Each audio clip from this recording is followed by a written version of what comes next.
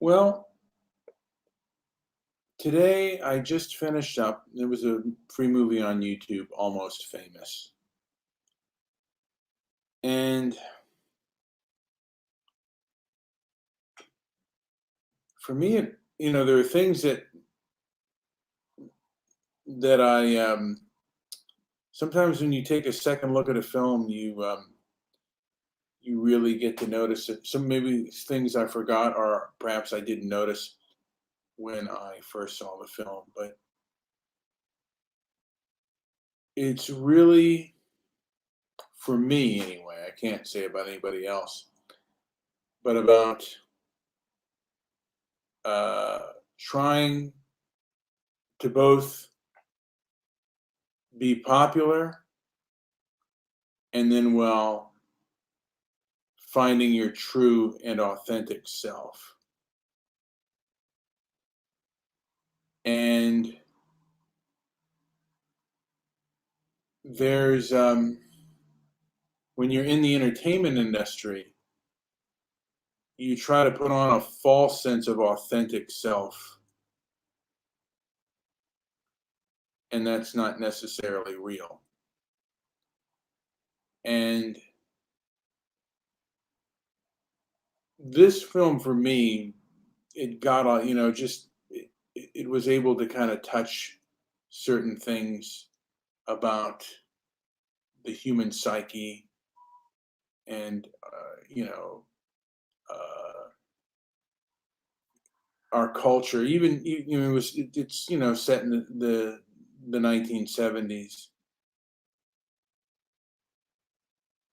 And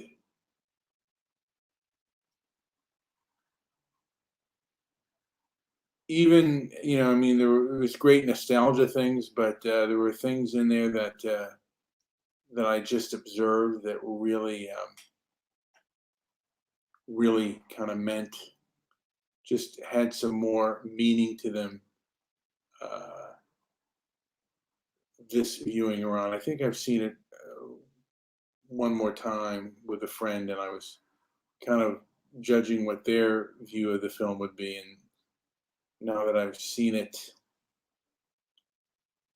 again, this time just by myself, just viewing the film, I got a whole new perspective on the film. And I might go into that later on reality and stuff, on being an authentic person. Uh, I don't think there's a secret to it. I think just saying really that there's a lot of things I don't know.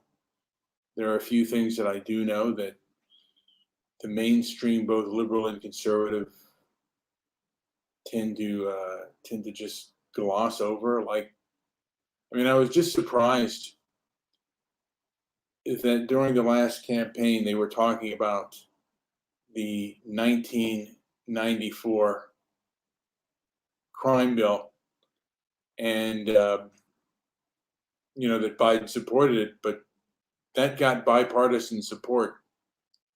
And I don't know how Trump felt about it. And Diamond Dane is on telling me how much I suck. And you know what, Diamond, you're not the first person who feels that way. And you will not be the last. I guarantee you. So, I was going to go into, by the way, they on Twitter, Tom Hanks is trending, and Tom Hanks is talking about that he was never taught about Tulsa, Oklahoma, what happened, 1921, over 100 years ago, and that he finds the omission tragic. And I guess, that can be said. One of the things that I find rather tragic is there are two perspectives on this event, and I haven't heard them debunk the one that I heard, and it was from History Debunked. I put that in one of my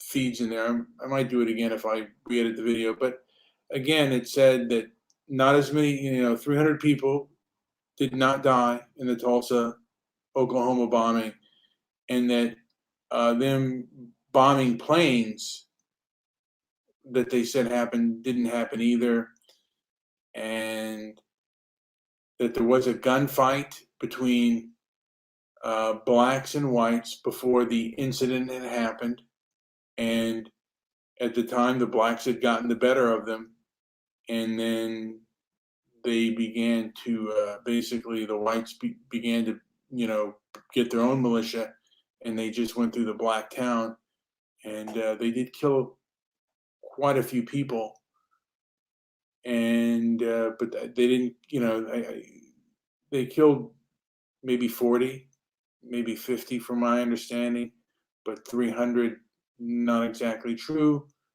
And again, the gentleman from History Debunked um, tells a more thorough story of that. And one of the things with YouTube is you used to be able to do response videos, and unfortunately, for whatever reason, you're not necessarily allowed to do that. So it's kind of unfortunate that we're saddled with this, because the guy could be, he could be wrong. Because I mean, I used to think that there were 300 people that died when I first saw the Tony.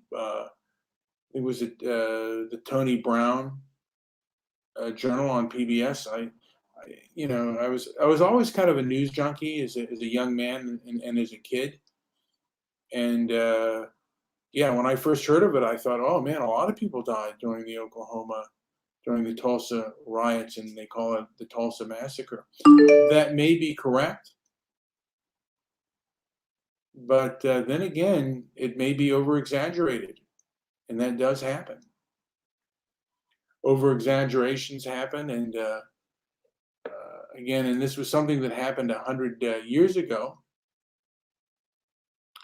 And I'm just reading the Twitter thread on Tom Hanks has written an article, and then there's the article is posted in the New York Times, or the New York Times Twitter feed.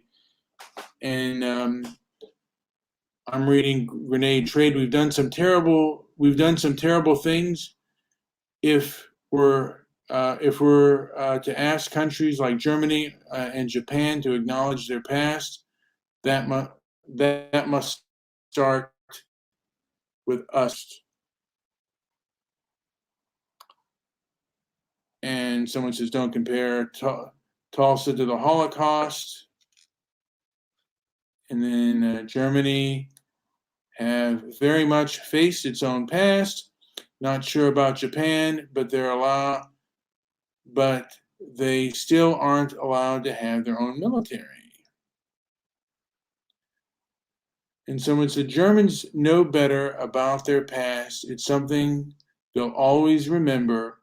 And most important of all, they know how guilty they are. It's just, you see how the story is told. And again, this is guilt, generational guilt, that should not happen. And sometimes there's a fanaticism with the guilt.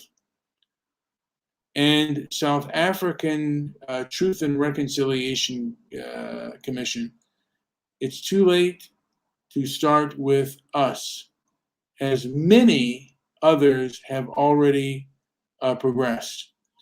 And then this person mentions the Zoot Suit riots. And again, and I have family members that lived through the Zoot Suit riots.